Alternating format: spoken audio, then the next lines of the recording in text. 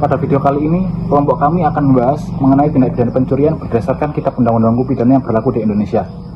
Tindak pidana pencurian merupakan salah satu tindak pidana yang sering terjadi di kehidupan sehari-hari dan juga menimbulkan kerugian bagi para korban.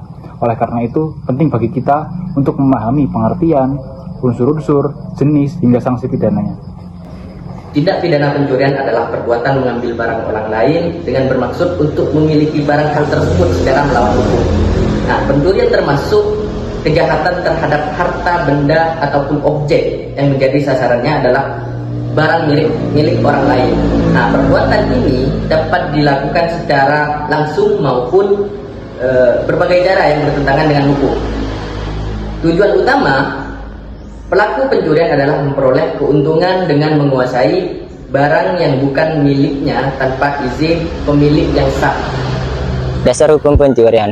Tindak pidana pencurian diatur dalam Kitab Undang-Undang Hukum Pidana, khususnya ketentuan mengenai kejahatan terhadap harta benda. Dalam KUHP tahun 2023, pencurian tetap dikategorikan sebagai perbuatan yang melanggar hukum karena merugikan hak kepemilikan seseorang. Pengaturan ini dibuat untuk melindungi masyarakat dari kehilangan harta benda serta memberikan kepastian hukum bagi korban maupun pelaku tindak pidana.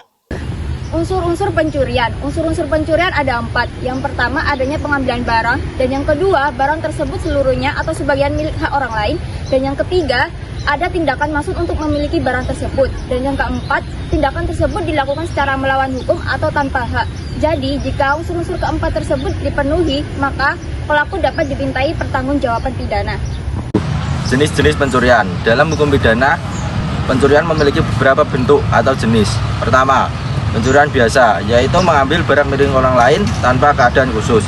Kedua, pencurian dengan pemberatan, misalnya dilakukan pada malam hari, dilakukan oleh lebih dari satu orang, atau dilakukan dengan cara membongkar dan merusak.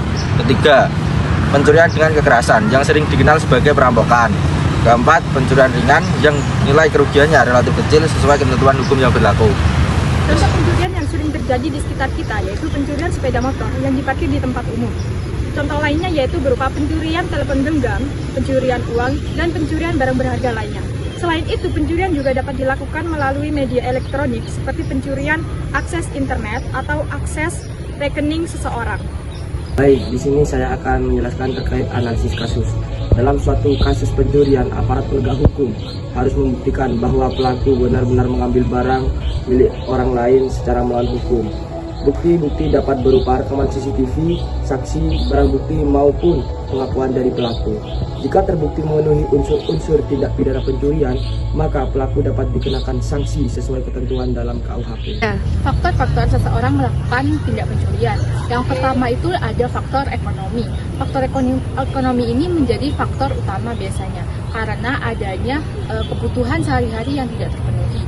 Yang kedua itu ada faktor lingkungan, seperti pergaulan, kesadaran hukum yang rendah, dan juga adanya kesempatan seseorang melakukan pencurian. Tetapi faktor-faktor di atas tidak bisa dijadikan alasan seseorang melakukan pencurian. Dampak pencurian. Pencurian menimbulkan berbagai dampak negatif. Bagi korban, pencurian menyebabkan kerugian material, rasa tidak aman. Tapi bagi masyarakat, pencurian dapat mengganggu ketertiban dan merugikan tingkat kepercayaan sosial. Sedangkan bagi pelaku, pencurian dapat mengakibatkan hukuman pidana, psikososial, dan kesulitan dalam memperoleh pekerjaan di masa depan. Sanksi pidana.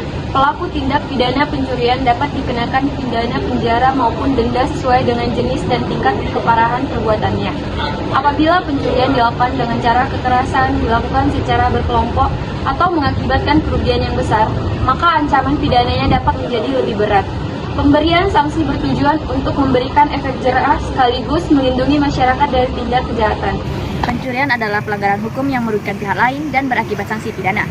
Untuk pencegahannya, kita perlu mengingat kesadaran hukum, meningkatkan keamanan lingkungan, serta memanfaatkan teknologi pengamanan seperti CCTV dan sistem kunci yang lebih kuat. Intinya, menghormati hak milik orang lain adalah kewajiban mutlak. Mari kita bersama-sama menghindari segala bentuk tindak pencurian dan demi ketertiban dan keamanan bersama.